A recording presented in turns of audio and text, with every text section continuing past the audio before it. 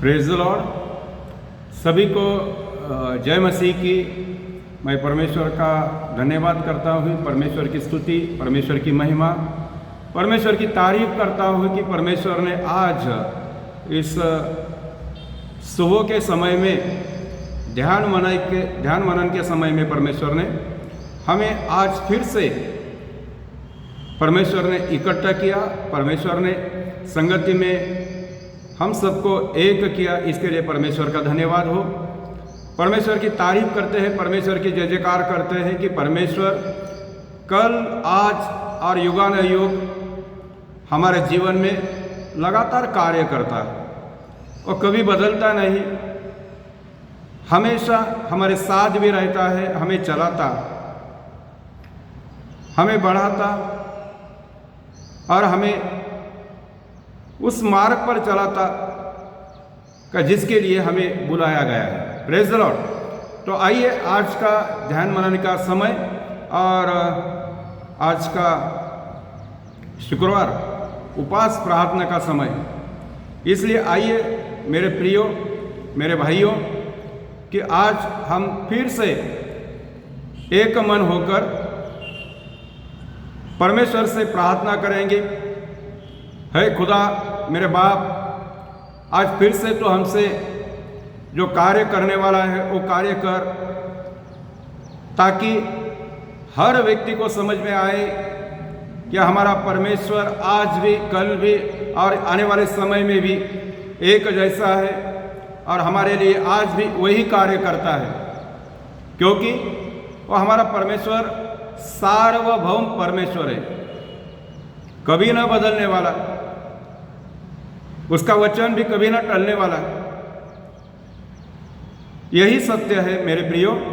और इसलिए आज का हमारा जो ध्यान मनन का समय है, उपवास प्रार्थना का समय है, और सब मिलकर परमेश्वर से दुआएं मांगेंगे कि जिन्होंने भी आज उपवास प्रार्थना में सहभाग लिया है, सहभागी हुए हैं, उन सभी को भाई बहनों के ऊपर परमेश्वर अपना प्यार उंडाले, वरदानों को उंडाले, आशीष को उंडाले,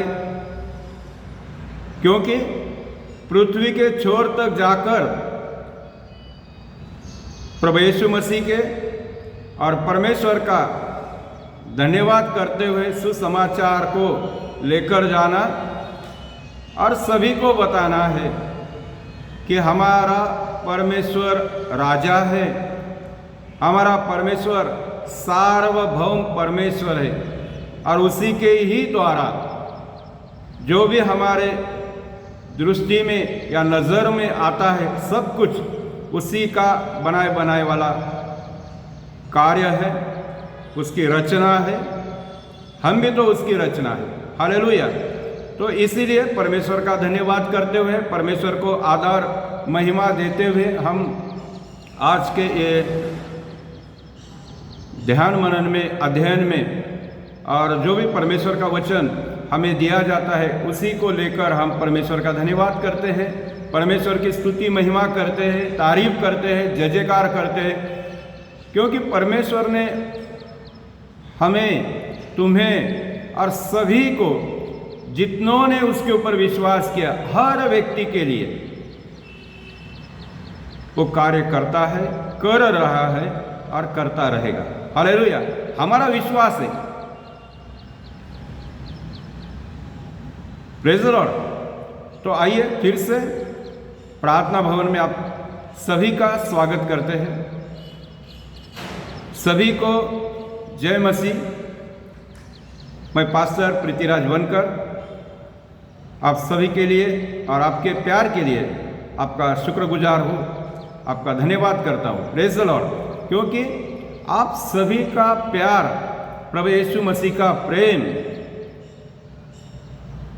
जो हमें लगातार प्रार्थना के द्वारा, आपके एक कमेंट, लाइक और ये वीडियो शेयर करने के द्वारा, जहाँ ये लोग वीडियो को देखते हैं, परमेश्वर के वचन को सुनते हैं,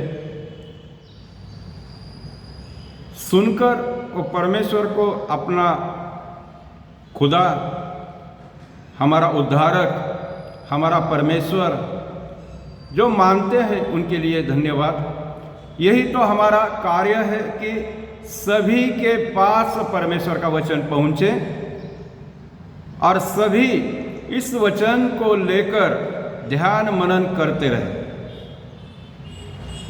क्योंकि ये परमेश्वर का वचन है। हम तो केवल उसी वचन को लेकर जो कुछ परमेश्वर हमें बताता है वही आपको बताते हैं। बस हमारा क्या रोल है? हम तो निकम्मे व्यक्ति, लेकिन परमेश्वर,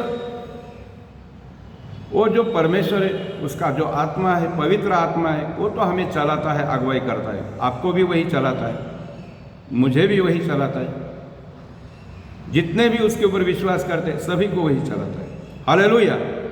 तो आइए ज़्यादा समय ना लेते हुए हम आज के वचन के भाग में जाएंगे, जो उपवास प्रार्थना का हमारा समय है। तो इसलिए परमेश्वर का धन्यवाद करते हुए और सभी को एक बार फिर से निवेदन है कि आप सभी इस चैनल को लाइक करें, शेयर करें, सब्सक्राइब करें और बहुत ही अपने रिश्तेदार, अपने दोस्तों को भेजें ताकि उनको भी परमेश्वर का वचन मिल जाए। हालेलुया। तो आइए आज का हमारा जो टॉपिक है, सार्वभौम राजा, सार्वभौम परमेश्वर, वही परमेश्वर जिसने आकाश और पृथ्वी जो भी हमें दिखाई देता है हर एक उसी के द्वारा ही बनाई गई रचना है। हम भी तो उसके हाथों की एक अद्भुत रचना है। हालेलुया। तो इसीलिए आज का ये जो विषय है और रोमियो की पत्री पौलुस के द्वारा लिखी गई, उसी को आज हम ध्यान मनन करते हुए आगे बढ़ेंगे। Praise the Lord. वचन मैं आपके लिए पढ़ने जा रहा हूँ, रोमियो की पत्री और उसी का पहला अध्याय, रोमियो की पत्री पहला अध्याय और 18 से कुछ वचन को हम पढ़ेंगे। परमेश्वर का क्रोध तो उन लोगों की सब अभक्ति और अधर्म पर स्वर्ग से प्रकट होता है, जो सत्य को अधर्म से दबाए रखते हैं, इसीलिए कि परमेश्वर के विषय का ज्ञान उनके मनों में प्रकट है, क्योंकि परमेश्वर ने उन पर प्रकट किया है उसके अनोखे गुण, अर्थात उसकी सनातन सामर्थ्य और परमेश्वरत्व जगत की सृष्टि के समय से उसके कामों के द्वारा देखने में आते हैं, यहाँ तक कि वे निरंतर है। इस कारण कि परमेश्वर को जानने पर भी उन्होंने परमेश्वर के योग्य बढ़ाई धन्यवाद न किया, परंतु व्यर्थ विचार करने लगे, यहाँ तक कि उनका निर्बुद्धि मन अंधेरा हो गया। वे अपने आप को बुद्धिमान जानकर मूर्ख बन गए और अविनाशी परमेश्वर को महिमा की नाशवान मनुष्य और पंछियों और चौपाइयों और रेंगने वाले जंतुओं की मूरत की समानता में बदल डाला। इस कारण परमेश्वर ने उन्हें अपने मन की अभिलाषाओं के अनुसार अशुद्धता के लिए छोड़ दिया है। वे आपस में अपने शरीरों को अनादर करें, क्योंकि उन्होंने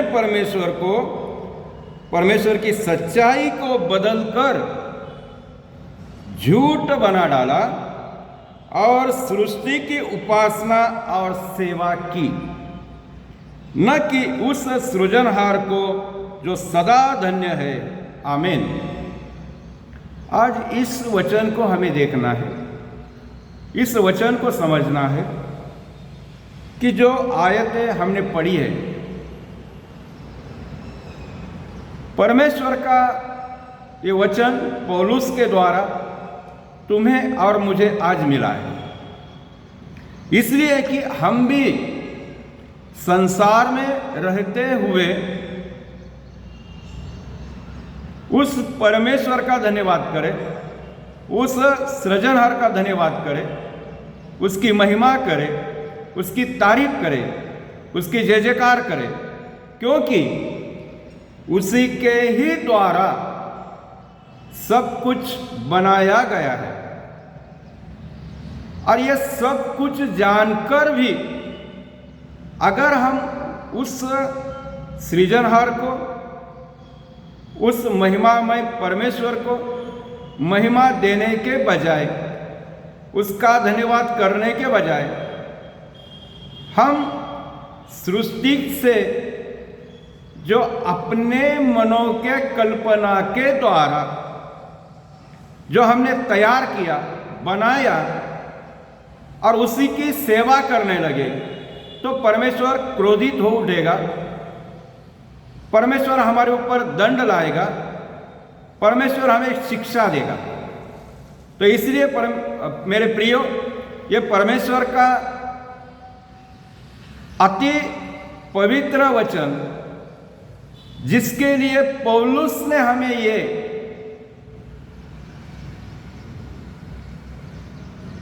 जो लोग इस वचन को सुनकर या परमेश्वर का वही सृष्टि का उद्धार करता, निर्माण करता, ये जानकर भी अगर वो परमेश्वर को धन्यवाद ना करे, परमेश्वर की महिमा ना करे, परमेश्वर की सेवा ना करे और अपने हाथों से बनाई बनाई रचने की जो रचना है, जो वस्तुएं हैं, उसकी अगर वो सेवा करने लगा, तो हमारा जीना, हमारा सब कुछ व्यर्थ हो जाएगा मेरे प्रियो। इसलिए इस वचन को हमें गहराई से समझना भी है, सीखना भी है, क्योंकि हम इस चैनल पे जो भी वचन को या तो वचन के भाग को हम आपके सामने प्रस्तुत करते हैं, उसका विवरण करते हैं, बताते हैं, तो ये परमेश्वर के द्वारा उसके वचन की सच्चाई को जानना, समझना और हमें सीखना भी है, क्योंकि ये सिखाने के लिए ही परमेश्वर ने हमें ये प्रेरणा दी है कि हम ऐसे वीडियो बनाए कि जो लोगों को समझ में भी आए और परमेश्वर की इच्छा क्या है ये भी तो वो जान सके। हालेलुया। अगर परमेश्वर क्या चाहता है, परमेश्वर की इच्छा क्या है, अगर ये मनुष्य ने अगर जान लिया, समझ लिया, तो कोई व्यक्ति ऐसी गलती नहीं करेगा। हालेलुया। मेरा विश्वास है कि जितने भी लोग सुनेंगे वो खुद को संभालेंगे, सुधारेंगे, क्योंकि यह परमेश्वर की शिक्षा है। हम तो केवल एक साधारण व्यक्ति है जो परमेश्वर ने इस वचन को बोलने के लिए हमें खड़ा किया है। हालेलुया, उसको महिमा मिले, उसकी तारीफ हो, उसकी जय जयकार करें। Praise the Lord. तो आइए इस वचन को गहराई से समझते हैं। तैयार है? Hallelujah, praise the Lord. तो परमेश्वर का जो वचन है, और इस वचन में एक एक वचन को अगर हम पढ़ेंगे, फिर से मैं एक वचन को ही पढ़ता हूं। परमेश्वर का क्रोध तो उन लोगों की सब अभक्ति और अधर्म पर, उन लोगों की अभक्ति और उन लोगों का अधर्म उसके ऊपर स्वर्ग से प्रकट हुआ। कहां से प्रकट होता है? स्वर्ग से प्रकट होता है, जो सत्य को अधर्म से दबाए रखते हैं। परमेश्वर का जो सत्य है, परमेश्वर का जो सत्य वचन है, उसी को अधर्म के द्वारा दबाए रखते हैं।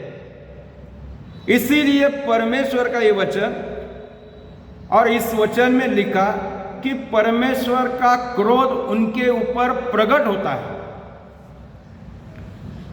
तो समझ लेना कि परमेश्वर का क्रोध तुम पर या ऐसे गलती करने वाले पर प्रकट ना हो, इसके लिए आज इस वचन को सुनकर सुधरना है, खुद को बदलना है। हालेलुया।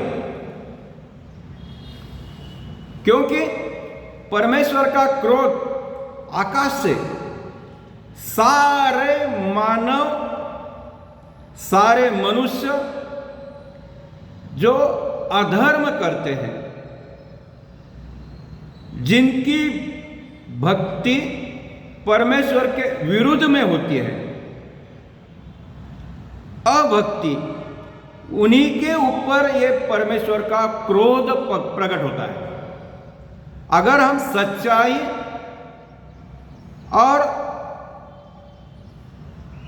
सुभक्ति के द्वारा परमेश्वर का धन्यवाद करते हैं, परमेश्वर की स्तुति आराधना करते हैं, तो परमेश्वर हमें और भी बल देता है, सामर्थ्य देता है, ना कि हमें क्रोध हमारे ऊपर प्रकट करता है।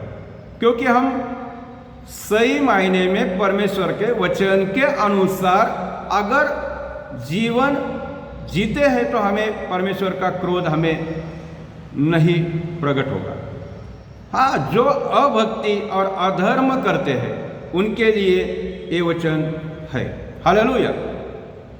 तो बहुत सारे लोग आज संसार में प्रभु यीशु मसीह को जानते हैं, सुनते हैं, समझते हैं, फिर भी सत्य को उनके अधर्म के कामों से, व्यवहार से सत्य को दबा कर रखते हैं। क्यों ऐसा लोग करते हैं? वचन में तो लिखा है कि सत्य तुम्हें समझेगा और सत्य तुम्हें स्वतंत्र करेगा। ये वचन उन लोगों ने स्वीकार कर भी लिया, मान भी लिया, लेकिन फिर भी अपने कर्मों के, अपने विचारों से, अपनी गलत सोच के द्वारा उस सत्य को दबाकर अपने अधर्म के कामों के द्वारा दबाकर रखते हैं। हालेलुया। तो क्योंकि परमेश्वर का क्रोध उन लोगों के उन कार्यों के ऊपर है। कौन सा कार्य? कि जो पाप करते हैं, बुराई करते हैं, एक दूसरे से नफरत करते हैं,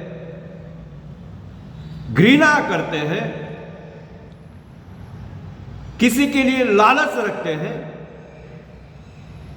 मन में गलत गलत सोच रखते हैं। ऐसे व्यक्ति के लिए जो उनके अधर्म है, जो उनका व्यवहार बुराई का और पाप का है, उनके ऊपर, उनके विरोध में यह परमेश्वर का क्रोध प्रकट होता है। हालेलुया। तो सत्य को दबाना, अब इस सत्य को क्या दबाते हैं कि मनुष्य अपने बुराई और गलत कामों के कारण उन सच्चाई को छिपाते हैं। ये लोग अपने द्वारा लोगों के ऊपर किए गए अत्याचार, बुराई के कार्य,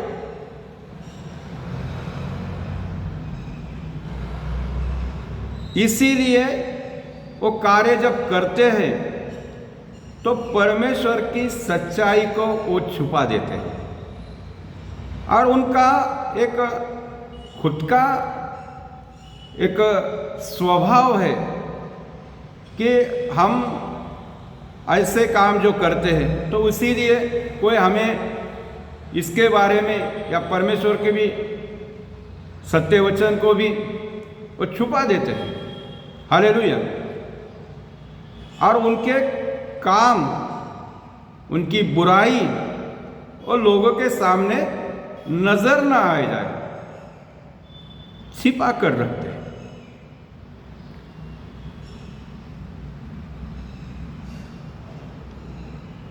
अभी ये बात उनको उनके विवेक के द्वारा पता चलती है। परमेश्वर ने हर व्यक्ति को एक मन दिया है, स्वभाव दिया है। उनको समझ में तो आता है कि हम गलत कर रहे, बुरा कर रहे, उनका विवेक उनको दोष देता है। फिर भी परमेश्वर के सत्य शुद्ध बातों को, वचनों को, सत्यता को वो दबा कर रखते हैं। हालेलुया। और ऐसे लोग क्या करते हैं, बार बार कुछ ना कुछ बहाना बना डालते हैं। क्या करते हैं? बहाना। और परमेश्वर को कोई भी बहाना नहीं चाहिए।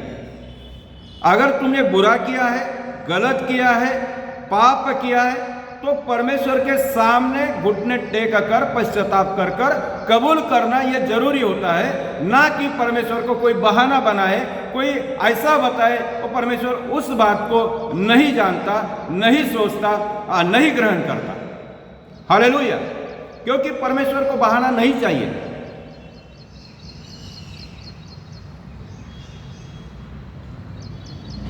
और ये लोग अपने कर्मों के द्वारा जो परमेश्वर का सामर्थ्य है, परमेश्वर के सामर्थ्य और उसके जो गुण हैं, परमेश्वर के सामर्थ्यशाली जो गुण हैं, वो सृष्टि में दिखते हैं। कहां पर दिखते हैं? सृष्टि में दिखते हैं, धरती पे दिखते हैं। और इसलिए उन गुणों को नजरअंदाज करना और कोई बहाना बनाकर नहीं ये तो ऐसा ही है, वो ऐसा है, ऐसा है, ये बहाना करना ये तो गलत होगा। क्योंकि परमेश्वर का वो सामर्थ्य है, जिस सामर्थ्य के द्वारा परमेश्वर ने अपने शब्दों के द्वारा, वचन के द्वारा पृथ्वी की या सृष्टि की रचना की है, जो हमारे आंखों के सामने देखता है। बड़े बड़े झाड़, पौधे, पर्वत, नदियां और आकाश में उड़ने वाले वो पंछियों को जब हम देखते हैं, ये तो परमेश्वर की रचना है। पानी में तैरने वाले, पानी में रहने वाले जीव जंतु को हम देखते हैं, ये तो परमेश्वर के द्वारा बनाए। जो हमें खाने को वृक्ष के द्वारा फल भी मिलता है, अनाज भी मिलता है, वो परमेश्वर के ही द्वारा, उसके सामर्थ्य के द्वारा, वो सामर्थ्य गुण इस धरती पर, सृष्टि पर हमें नजर आते हैं। और ये परमेश्वर ने नहीं, ये तो अपने आप तैयार हो गए। ये बहाना परमेश्वर को नहीं चाहिए।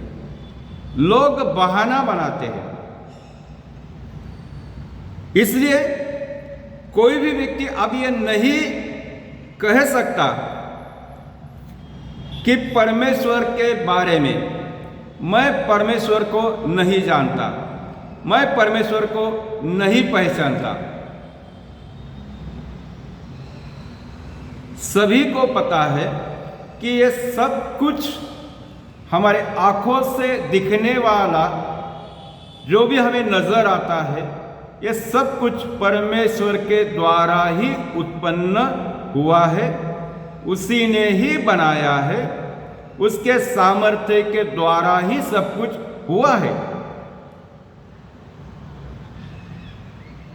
हम अब ये मैं परमेश्वर को, उस ईश्वर को नहीं जानता, हम अब ये नहीं कर सकते। सब कोई जानते हैं, कोई भी ऐसा व्यक्ति नहीं कि जो परमेश्वर को, यीशु मसीह को नहीं जानता। हालेलुया। हर कोई व्यक्ति जानता है, पर कोई मानता है, कोई नहीं मानता है, फर्क इतना है। हालेलुया। तो 19 वचन में हम पढ़ेंगे, इसलिए कि परमेश्वर के विषय का ज्ञान, इसीलिए कि परमेश्वर के विषय का ज्ञान। अब ये परमेश्वर के बारे में, परमेश्वर के विषय में जो ज्ञान उनके मनों में प्रकट है, जो बात परमेश्वर के बारे में उनके मनों में प्रकट है, उनके मनों में है, क्योंकि परमेश्वर ने उन पर प्रकट किया है। अब ये हर मनुष्य के मन में, हर मनुष्य पर परमेश्वर ने यह प्रकट किया है। क्या प्रकट किया है? ज्ञान प्रकट किया है। अब कोई भी इंसान इस बारे में, ज्ञान के बारे में, परमेश्वर के जानने के बारे में, कोई भी व्यक्ति अनभिज्ञ नहीं है। परमेश्वर ने अपना अस्तित्व और अपना स्वभाव हर व्यक्ति की समझ दी है। अपना स्वभाव हर व्यक्ति में प्रकट किया है। हर व्यक्ति को यह समझ दी गई है कि वो परमेश्वर और परमेश्वर के अस्तित्व को पहचाने, परमेश्वर के अस्तित्व को जाने, क्योंकि सृष्टि उत्पन्न होने से पहले से ही परमेश्वर का अस्तित्व है, अनादि परमेश्वर है। और इसलिए ये ज्ञान हर व्यक्ति को परमेश्वर ने दिया है। और अभी दिया ही नहीं, तो यहां पर लिखा है कि स्वयं परमेश्वर को प्रकट करना। खुद ही परमेश्वर उनको खुद के बारे में बताता है, खुद उनके सामने अपने स्वभाव को, अपने परमेश्वरत्व, ईश्वरत्व को प्रकट करता है। हालेलुया। मनुष्य ने अपनी बुद्धि से, अपने सोच से, अपने मन से, अपने विचारों से परमेश्वर को नहीं खोजा, ना परमेश्वर को ढूंढ पाए, बल्कि परमेश्वर ने खुद ही अपनी सच्चाई इंसानों पर जाहिर की है। कौन व्यक्ति है कि जो परमेश्वर को ढूंढ पाएगा? कौन व्यक्ति है कि जो परमेश्वर को खोज पाएगा? हमारे जिंदगी भर हम तो परमेश्वर को खोज नहीं पाते थे, ना ढूंढ पाते थे, ना समझ पाते थे। लेकिन परमेश्वर ने स्वयं ही अपने आप को मनुष्य के बीच में अपने आप को प्रकट किया। हालेलुया। सच्चाई जाहिर किया कि मैं ही परमेश्वर हूं, मैं ही ईश्वर हूं। हालेलुया। ये सच्चाई। अभी सवाल पैदा होता है कि ये सब कैसे, क्योंकि मनुष्य का स्वभाव कोई भी ऐसे प्रश्न निर्माण करता है, क्योंकि विचार आता है ना उसको कि अगर हम बोलते हैं कि स्वयं परमेश्वर ने खुद ही इंसानों पर अपना ईश्वरत्व या तो अपनी सच्चाई उनके सामने प्रकट की, जाहिर किया, तो ये कैसे किया? कैसे स्वयं परमेश्वर हमारे बीच में खुद को मैं परमेश्वर हूँ या ये स्वभाव या इस सच्चाई कैसे जाहिर की? अभी इस बात को भी हमें क्या करना है, समझना है। हालेलुया। क्योंकि जब हम ये इस बात को समझेंगे, इस सवाल को, जो सवाल हमारे मन में जो पैदा होता है, उसको हम कैसे सीखेंगे कि उसको समझने के लिए दो तरीके हैं। उसको समझने के लिए दो तरीके हैं। दो तरीकों से हम उसको समझ पाएंगे कि परमेश्वर ने अपना ईश्वरत्व स्वयं को कैसे हमारे बीच में प्रकट किया। हालेलुया। तो आइए, मतलब कि सारी सृष्टि और हमारी अंतरात्मा, पहली बात क्या है, हमें समझने के लिए समझना है कि सारी सृष्टि और हमारा अंतरात्मा, ये दोनों मिलकर परमेश्वर की सच्चाई, परमेश्वर का ईश्वरत्व, इस बारे में गवाही देते हैं। क्या गवाही देते हैं? कि एक ही परमेश्वर है, और इस बात को हमें मानना पड़ता है। अंतरात्मा और सारे सृष्टि में जो भी हमें दिखाई देता है, हर कोई, दोनों मिलकर, हमारा अंतरात्मा और सृष्टि में जो भी हमें दिखता है, वो मिलकर परमेश्वर एक है, एक गवाही देते हैं। और खुद को हम सब पर यह जाहिर किया है, इस बात को हम मानते हैं। Praise the Lord. अभी हम 20 वचन को अगर पढ़ेंगे,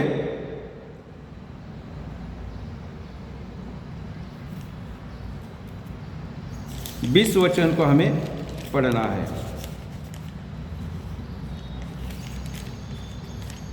अभी 20 वचन को पढ़ने से पहले जो पहली बात जिसके बारे में मैं बता रहा था कि दो तरीके। अभी पहला तरीका यह है कि थ्रू क्रिएशन, किसके द्वारा? सृष्टि के द्वारा।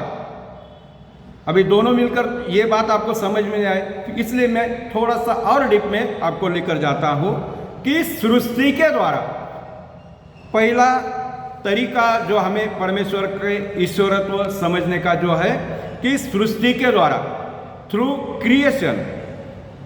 अब ये सृष्टि की जो रचना है ना, एक उसको हम ऐसा शब्द देंगे कि ये साधारण रचना नहीं है, साधारण बनाना नहीं है, ये तो सृष्टि की परमेश्वर के द्वारा बनाए वाली रचना, ये जटिल है। और ये ब्रह्मांड, ये सूर्य, ये चंद्रमा, ये पृथ्वी, ये प्रकृति और प्रकृति की व्यवस्था इतनी सटीक है कि परमेश्वर के सिवाय कोई भी इसी को नहीं इस तरीके से बना सकता। हम तो धरती पे या तो दुनिया में रहते हुए हम भी तो कुछ ना कुछ बनाते हैं, लेकिन जब बनाते हैं तो 100 बार तो हमारे से टूट-फूट हो जाती है, नहीं बनता और गलत हो जाता है। लेकिन परमेश्वर ने तो एक ही बार में तो ऐसी सृष्टि की और ये सारे आकाश मंडल की ऐसी रचना की कि सूर्य, जो कार्य सूर्य को दिया उसी तरह से वो आज तक करते आता है। चंद्रमा को जो कार्य दिया वही तरीके से वो करता है। पृथ्वी जो अपने आप में जो घूमते रहती है, काल बदलता, समय बदलता, क्योंकि जब पृथ्वी घूमती है तभी तो समय बदलता है, तभी तो काल बदलता है। अगर पृथ्वी नहीं घूमेंगी, परमेश्वर ने उसको वो क्रिया अगर नहीं दिया होती, तो हम इस प्रकृति के व्यवस्था को कैसे समझ पाते। ज्ञान विज्ञान में तो ये समझ में आता कि पृथ्वी आपसे गोल घूमती है और वो घूमने का कुछ समय कालावधि बताया गया है, जिसको हम साल कहते हैं, जिसको 365 दिन लगते हैं। ये तो पृथ्वी और प्रकृति, उसकी व्यवस्था परमेश्वर के द्वारा इतनी सटीक रूप से तैयार की गई। जो कभी कभी लोग बोलते हैं नहीं नहीं, पृथ्वी तो अपने आप उत्पन्न हो गई, नहीं सूर्य चंद्रमा ऐसे उत्पन्न हो गए। अपने आप कुछ भी उत्पन्न नहीं हो सकता, अपने आप कुछ भी बन नहीं सकता। हालेलुया। क्योंकि ये परमेश्वर के द्वारा, अभी परमेश्वर के ये अदृश्य गुण है, जो गुण जो परमेश्वर अदृश्य रीति में रहता है, और ये अदृश्य रीति में रहते हुए ये परमेश्वर के अदृश्य गुण है। कि जैसे अगर हम उदाहरण को देखेंगे, एग्जाम्पल को समझने की कोशिश करेंगे, कि जैसे किसी पेंटिंग को देखकर, अभी जो प्रदर्शन होता है, पेंटिंग का प्रदर्शन होता है, चित्रकार जो लोग होते हैं उनका चित्रकला का प्रदर्शन होता है, और उस प्रदर्शन में अपनी अपनी बनाए वाली रचना पेंटिंग को वहाँ पर रखा जाता है। और वो रखने के बाद जब हम उस किसी पेंटिंग को अगर हम देखते हैं, और वो उस पेंटिंग को देखकर हम समझते हैं कि पेंटर ने अपनी बुद्धिमानी से इस पेंटिंग को बनाया, और हमें पता चलता कि परमेश्वर पेंटर कितना बुद्धिमान है। हालेलुया। क्योंकि उस रचना को देखते हैं, उस पेंटिंग को देखते हैं, उस कला को हम देखते हैं। अगर वो पेंटर की पेंटिंग को देखकर हम पेंटर की कितनी बुद्धिमानी है, पेंटर कितना बुद्धिमानी है, इस बात को अगर हम समझते हैं, पता चलता है, तो सोच लो वैसे ही इस धरती को देखकर, इस सृष्टि को देखकर परमेश्वर की अनंत सामर्थ्य और परमेश्वर का दैवी स्वभाव हमें स्पष्ट दिखता है। ये परमेश्वर का स्वभाव कैसा है, परमेश्वर का ये अनंत सामर्थ्य कैसा है, ये इस धरती को देखकर हमें परमेश्वर का वो रूप, वो अदृश्य गुण हमें दिखता है। हालेलुया। और जो पेंटर ने जो पेंटिंग बनाई थी, वो कुछ समय के लिए, कुछ काल तक ही सीमित रहती है। बाय चांस वो खराब भी हो जाती है, खराबी हो जाती है, बाय चांस खराबी हो जाती है। कुछ दिनों तक रहती है लेकिन बाद में खराब हो जाती है। लेकिन जो परमेश्वर ने इस धरती की रचना की, इस धरती को रचा, इस धरती को बनाया उसके अदृश्य गुण के द्वारा, तो सबके लिए आज ये सब कुछ उपलब्ध है। क्या पेंटर जो कला अपनी पेंटिंग में बताता है, या तो रंग छटा ऐसी उस कली में उभारता है, वो पेंटिंग में उभारता है, अरे उससे तो कई गुना ज्यादा जब हम आकाश में देखते हैं, सूरज को ढलता हुआ देखते हैं, सूरज को उभरता हुआ देखते हैं, कभी कभी आकाश में वो काले बादल, नीले बादल, उनको देखते हैं तो उनमें अलग अलग रंग, अलग अलग छटा उसमें उभर कर आते हैं। वो तो पेंटर के पेंटिंग से कई ज्यादा बढ़कर है। हालेलुया।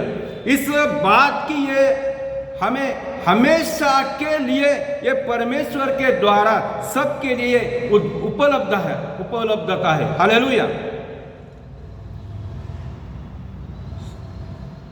मेरे प्रियो, सबके लिए उपलब्ध रहने वाला ये दुनिया का प्रगटीकरण है। हर मनुष्य के लिए हर समय खुला है। ये दुनिया बंद नहीं होती, रुकती नहीं, हर समय खुला है, हर समय उपलब्ध है। और हर मनुष्य के लिए, चाहे कोई भी जाति का हो, कोई धर्म का हो, कोई भी राज्य का हो, कोई देश का हो, कहीं का भी हो, हर व्यक्ति के लिए उपलब्ध है। हर व्यक्ति के लिए वो समय है, हर व्यक्ति के लिए खुला है। क्योंकि ये संसार का नहीं, ये तो परमेश्वर के द्वारा ये धरती का प्रगटीकरण है। मेरे प्रिय, साधारण बात नहीं है। हम तो खाली उस प्रदर्शन में जाते हैं कि जो पेंटर ने अपनी पेंटिंग बनाई और वो 2 दिन का समय उसके लिए खुला है। अभी 9 से 12 तक खुला है, 10 से 1 बजे तक खुला है। ये तो उसका टाइम, उसका शेड्यूल रहता है। इस धरती का परमेश्वर ने जो बनाए हर समय के लिए खुला रखा है, हर व्यक्ति के लिए खुला रखा है। आओ कोई भी व्यक्ति, ये परमेश्वर के द्वारा बनाया गया ये प्रगटीकरण है। Praise the Lord.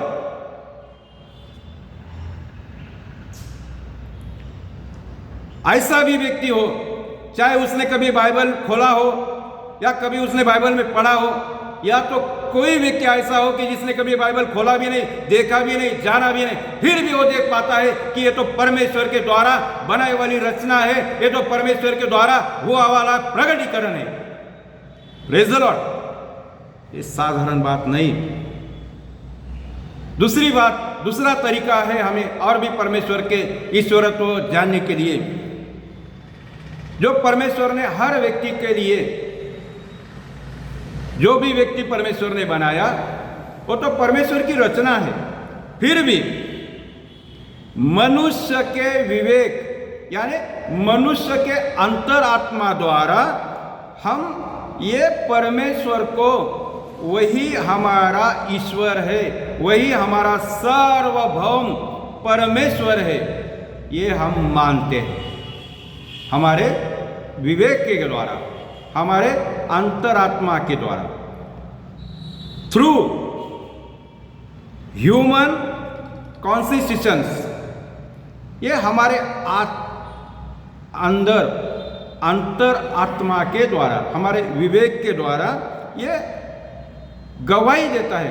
तो मनुष्य के द्वारा परमेश्वर हर मनुष्य के लिए, अभी मुझे बताओ, हम सुस्ती में रहते तो परमेश्वर ने हर मनुष्य के लिए दिल और दिमाग में एक विवेक दिया है। ऐसा कोई व्यक्ति नहीं कि उसको दिल दिया दिमाग नहीं दिया, दिमाग दिया दिल नहीं दिया। ऐसा है क्या? कोई भी नहीं। दो ऐसा ही व्यक्ति है, हर व्यक्ति को परमेश्वर ने दिल और दिमाग देकर उसके अंदर विवेक को भी रखा है, विवेक को भी दिया है, ताकि वो परमेश्वर को समझे, परमेश्वर को माने, परमेश्वर ही हमारा सच्चा ईश्वर है, ये गवाही दे। Praise the Lord. ये हमारी आंतरिक गवाही है। कौन सी गवाही है? आंतरिक गवाही। और एक दूसरी बात को समझेंगे कि जैसे हम हर व्यक्ति में जो परमेश्वर ने विवेक दिया है, और विवेक के द्वारा ही कोई भी, चाहे कहीं का भी हो, कौन से राष्ट्र का हो, कोई देश का हो या किसी राज्य का भी हो, कहीं का भी हो, वो परमेश्वर ने जो उस व्यक्ति को विवेक दिया है, विवेक के द्वारा ही भले बुरे का ज्ञान वो पाता है। अगर परमेश्वर ने उसको विवेक ना दिया होता तो भले और बुरे का ज्ञान नहीं पाता। हालेलुया। सही और गलत क्या है ये समझ नहीं पाता।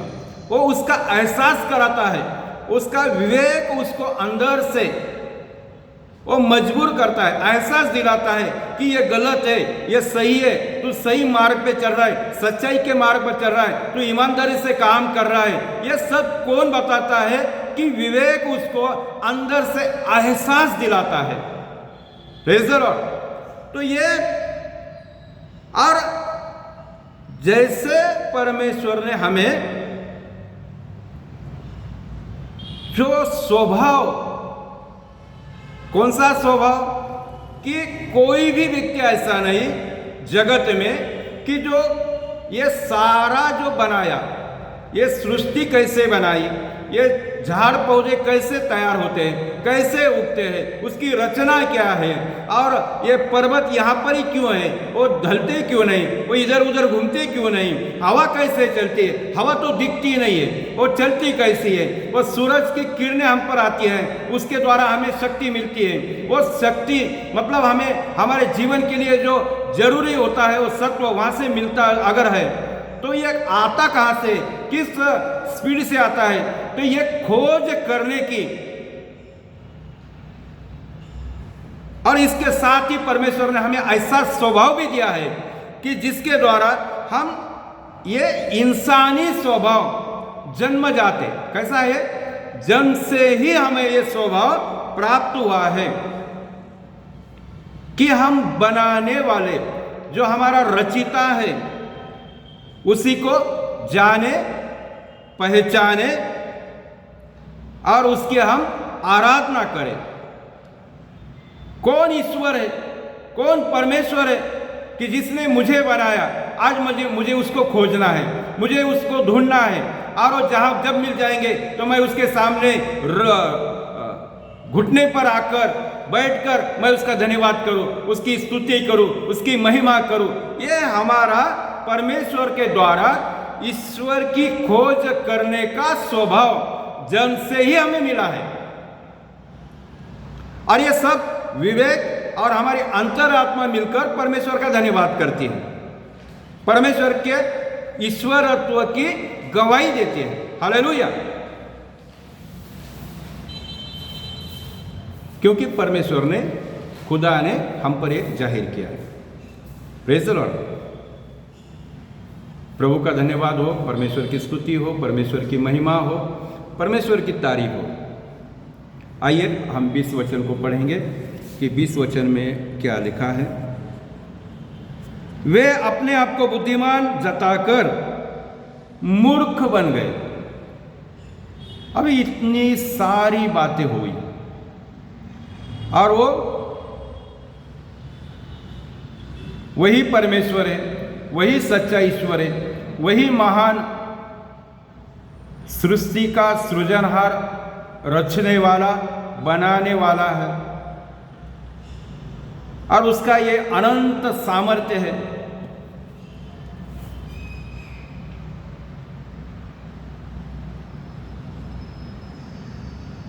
ये सनातन सामर्थ्य, परमेश्वरत्व जगत के सृष्टि के समय से ही उनके कामों के द्वारा देखने में आते हैं। अब ये सब परमेश्वर के द्वारा जब हम देखते हैं, बनाए रचना को हम जानते हैं,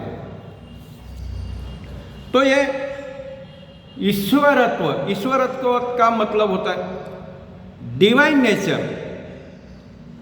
और अनंत सामर्थ्य, जो परमेश्वर के द्वारा, परमेश्वर का जो अनंत सामर्थ्य है, वो इटर्नल पावर।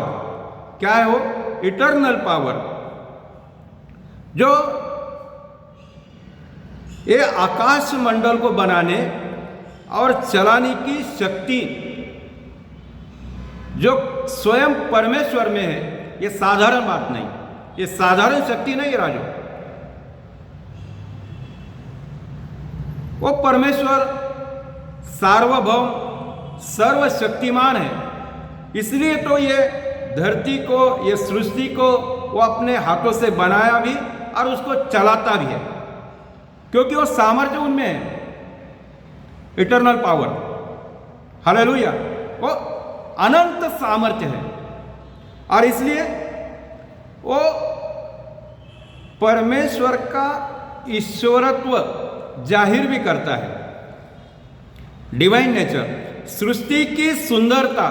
अभी हम फूलों को देखते, पत्तों को देखते, झाड़ों को देखते, पहाड़ों को देखते और ऊपर आकाश में भी देखते। इतना सारा सुंदर रचना परमेश्वर के द्वारा, और ये नेचर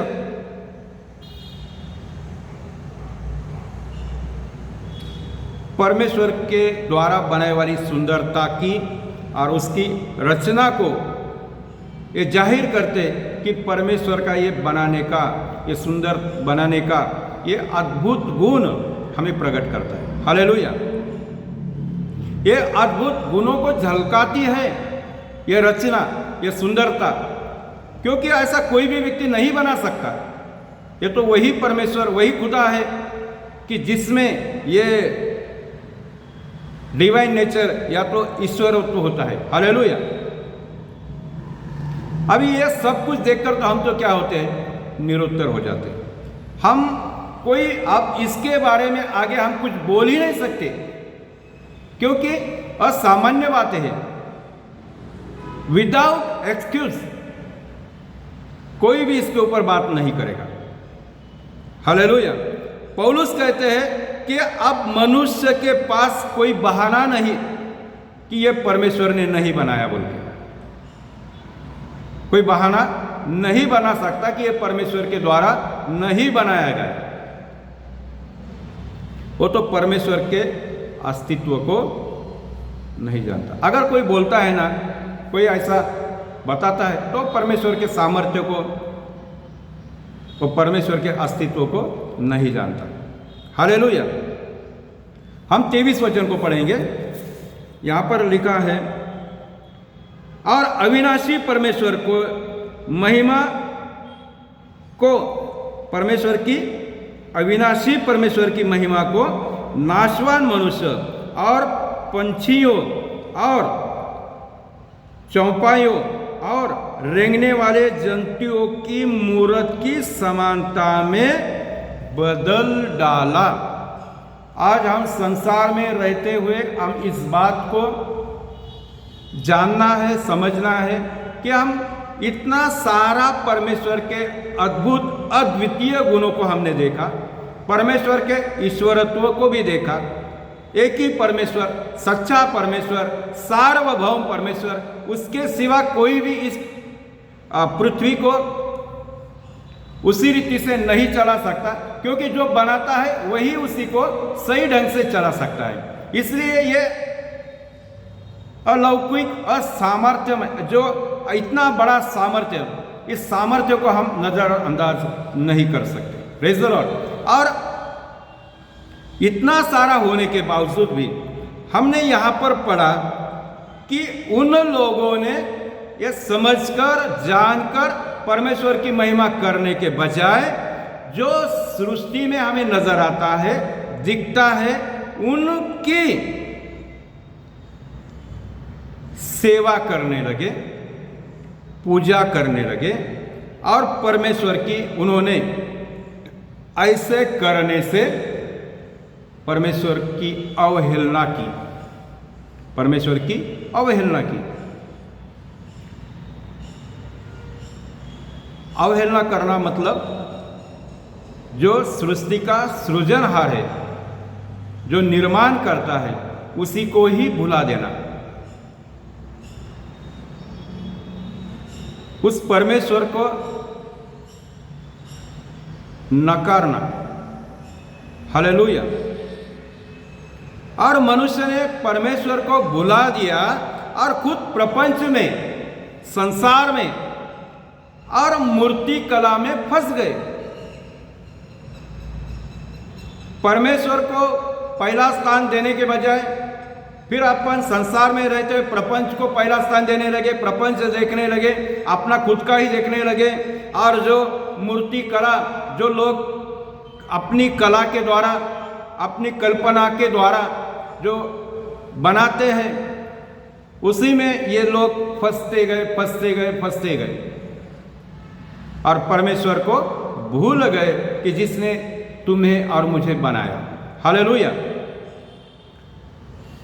तो इन लोगों ने क्या किया कि परमेश्वर की महिमा करना छोड़कर झूठे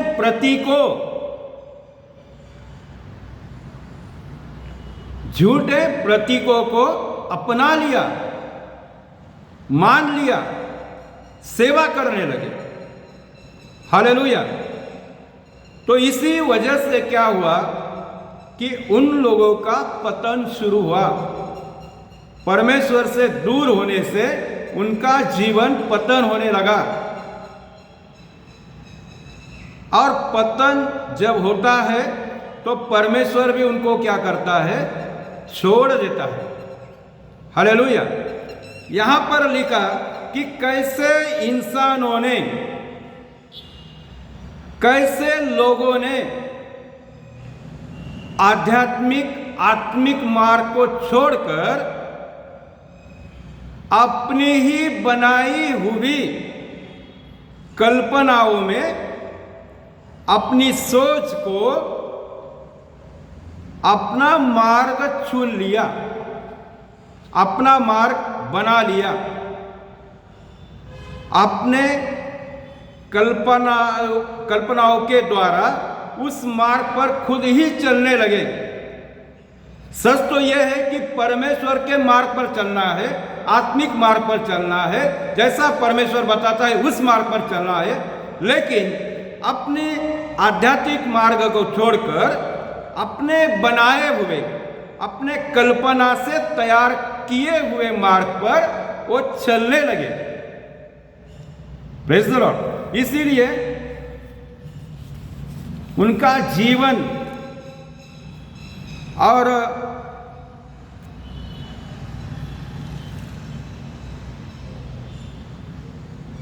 अपना कार्य जो खुद ही तैयार किया, खुद ही बनाया, उसके पीछे बोले। हालेलुया। जब लोग जानबूझकर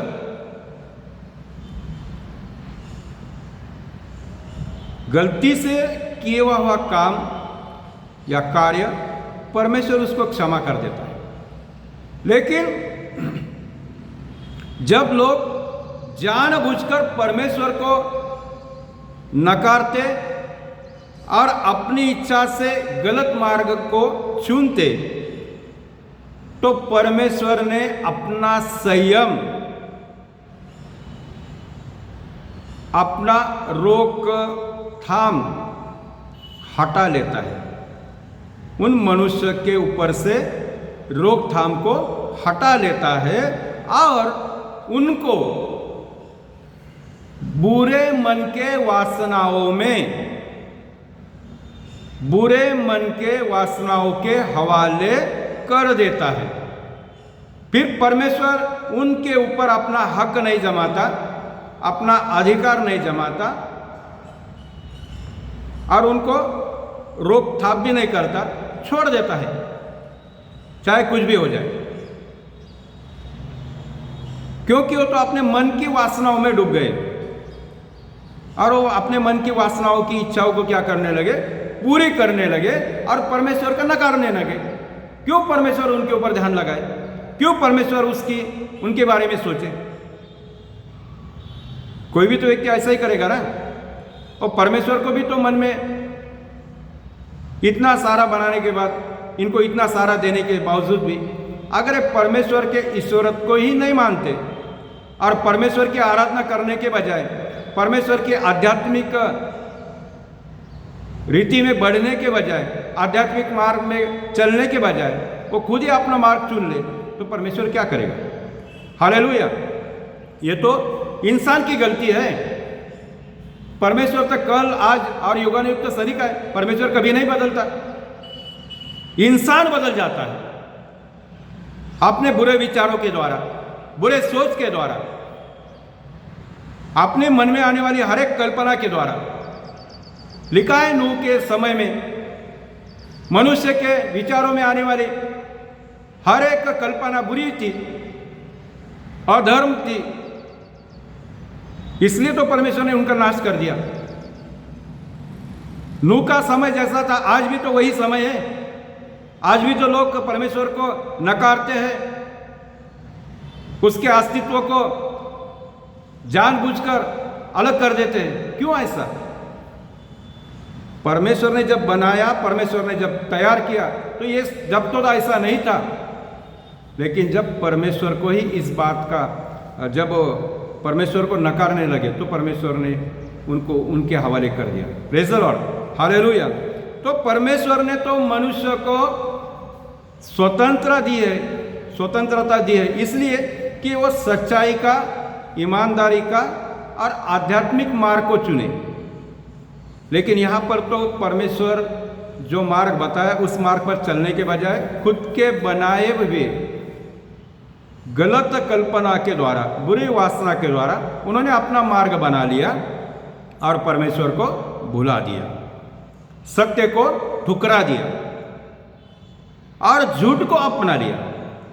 जो सत्य परमेश्वर है, वो सत्य को ही क्या कर दिया? ठुकरा दिया और झूठ को अपना दिया। सृष्टिकर्ता के बजाय उनकी बनाई हुई मूर्त के सामने उसकी पूजा वो करने लगे, और इसलिए परमेश्वर की रचना को, परमेश्वर के मार्ग को छोड़कर अपनी बनाई वाली रचना के सामने झुककर उसके सजदा करने लगे, उसके मान लगे, उसके पूजा करने लगे, और इसीलिए परमेश्वर ने उनको बुरे वासनाओं के हवाले कर दिया, छोड़ दिया, और फिर वो पापों में, गहराई में फंसते गए और फिर उनको निकालने का कोई मार्ग ना बचा। हालेलुया।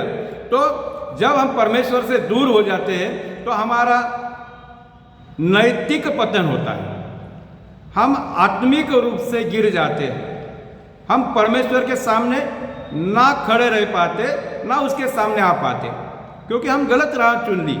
हालेलुया। अगर हम और एक वचन को हम पढ़ेंगे, पहला कुरिन्थी और उसका 1:26 में लिखा है, पहला कुरिन्थी 1:26 में, पहला कुरिन्थी, यहाँ पर भी हम एक वचन को पढ़ेंगे, तो वहाँ पर भी हमें इस बात के बारे में इस समझ में आएगा कि हमारा जीवन कैसा है। पहला कुरिन्थी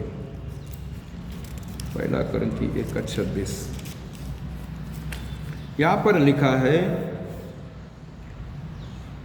हे भाइयों, अपने बुलाए जाने